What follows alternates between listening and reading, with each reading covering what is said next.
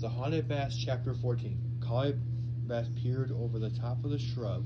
The two boys were halfway up the driveway. It was too dark to get a good look at their costumes. One of them was a long overcoat and a wide-brimmed Indiana Jones fedora. She couldn't really see the other one. Collie Bass took a deep breath and peered to leap out at them. She gripped the broomstick tightly. My whole body is trembling, she realized. The mask had suddenly felt hot, as if her excitement had heated it up. Her breath rattled noisily in the flat nose. Walking slowly, playfully, blocking each other with their shoulders like football linemen, the boys made their way up to the driveway. One of them said something Collie Bass couldn't hear. The other one laughed so loud a high-pitched giggle. Peering into the darkness, Collie Bass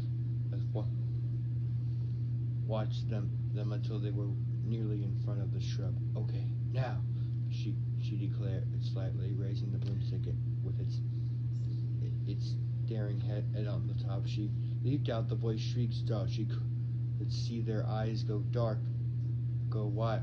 She could see their dark eyes go wide as they gaped at her mask. A ferocious roar escaped her throat, a deep rumble howling that frightened every noise at the terrifying sound.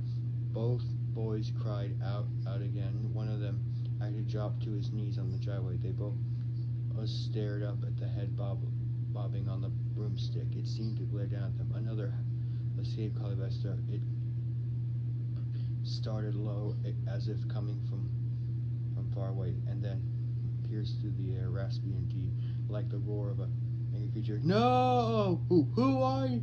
One of the boys cried. Who are you? The one cried. Leave us alone, Collie Bass heard rapid footsteps crunching over the dead leaves on the driveway. Looking up, she saw a woman in a bulky down coat running up the driveway. Hey, what are you doing? The woman demanded.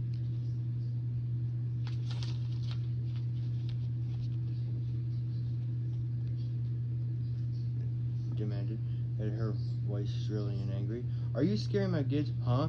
Collie Bass swallowed her.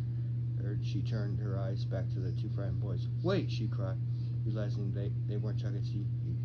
What are you doing? The woman repeated, breathless.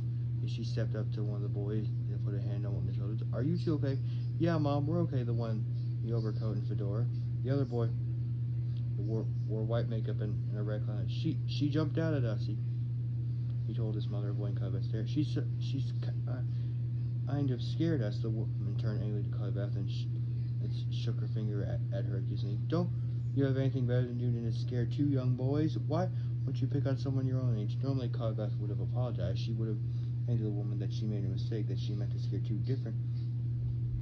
But behind the ugly mask, still hearing the strange howl that had burst unexpectedly from her throat, she did feel like apologizing. She felt angry, and she didn't know why. Go away! She raspingly waving the broomstick, masking her head stared down at the two startled boys. What did you say? The mother demanded, her voice tightly with growing outrage. What did you say? I said go away! Collie Bass snarled in a voice so deep, so terrifying that it frightened even her. The woman crossed her arm in front of the heavy coat, her eyes narrowing on Collie Bass. Who are you? What is your name? She demanded. Do you live around here? Mom, let's just go. The boy with the clown face, he urged, tugging at her coat sleeve. Yeah, come on. His brother pleaded. Go away! I warned you! Collie Bass the woman stood at her ground, her arms tightly crossed, her eyes narrowed at Collie Bass. Just because it's Halloween, it doesn't give you the right. Mom, we want to go get some candy, the clown pleaded, tugging his mother's sleeve harder. Come on, we're wasting the whole night, his brother complained. Collie Bass was breathing hard, her breath escaping the mask in low, noisy grunts. I sound like an animal, she she thought, puzzled. What is happening to me? She could feel her anger growing, her breath eating rapidly in the tight mask. Her face felt breathing, burning hot. Her anger raged through her chest. Her entire body was trembling. She felt as if she was about to burst. I'm going to tear this woman apart, Beth decided. The end.